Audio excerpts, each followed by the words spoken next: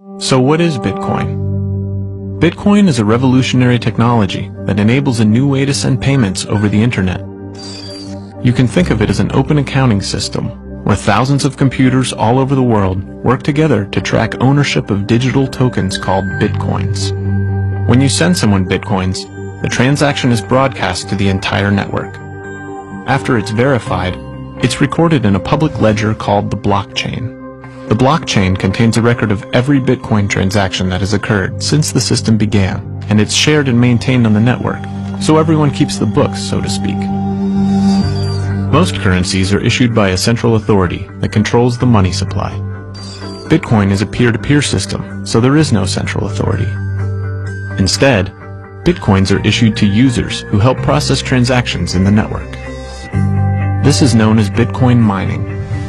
Bitcoin miners are specialized computers that do the work required to verify and record transactions in the blockchain.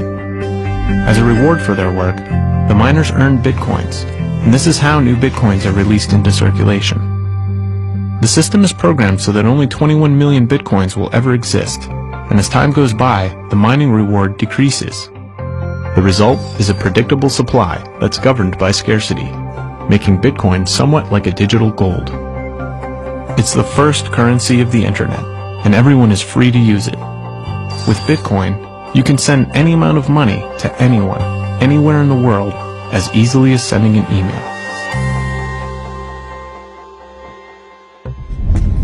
My brother Nick is a filmmaker.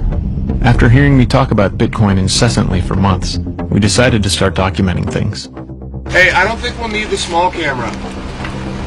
Can't hurt. No, I'd rather sleep it behind. I have so much equipment. You mind? Damn, you really cramped it up, huh? Not that bad. What do you mean? Jeez. Get there right there. Right in the back right there. I was convinced that Bitcoin was going to be huge, and I knew there were a lot of others like me out there. Zip my keys in my pocket so I don't forget them later.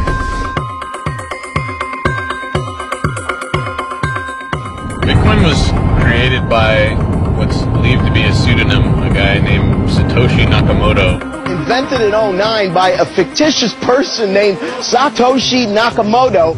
On Halloween 2008, someone using the name Satoshi Nakamoto posted on a cryptography mailing list.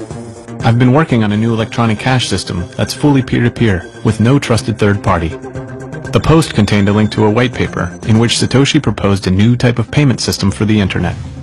It described a protocol that used peer-to-peer networking, proof of work, and public key cryptography.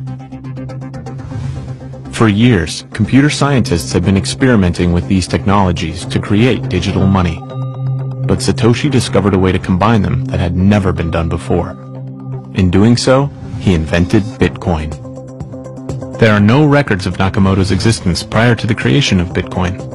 On his profile page, he claimed to be a 34-year-old man living in Japan. Although Satoshi Nakamoto is a Japanese name, he wrote in perfect English when communicating online and went through great lengths to keep his identity unknown. Nonetheless, programmers and cryptographers all across the world recognized the brilliance of Satoshi's design and began collaborating with him to further develop Bitcoin. In October of 2009, the first exchange rate was published, listing the value of 1,309 Bitcoins at $1. Bitcoins were cheap, and through the following year they continued to trade for fractions of a cent. In the spring of 2010, a Florida man named Laszlo decided to try using his Bitcoins to purchase something. He offered 10,000 Bitcoins to anyone who would buy him pizza.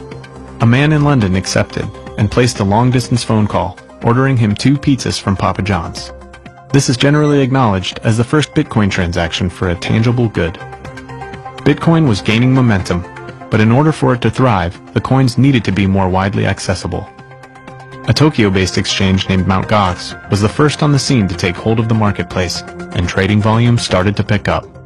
By November 2010, already 4 million Bitcoins had been mined, and the exchange price briefly spiked to 50 cents per coin.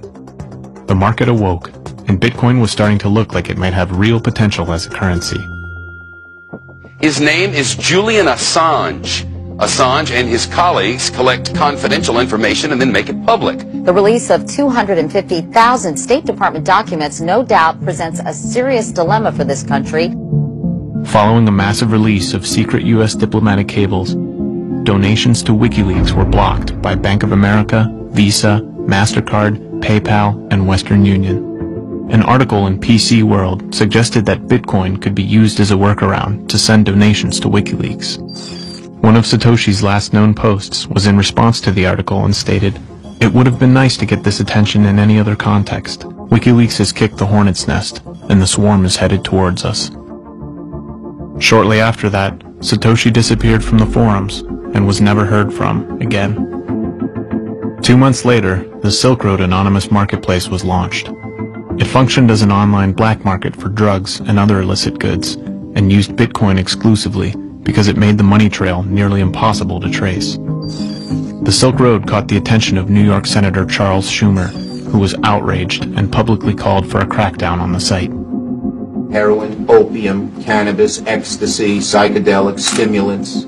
It's unbelievable. Throughout all this, the exchange price continued to climb. By February of 2011, Bitcoin reached parity with the US dollar, sparking an influx of new users and speculators.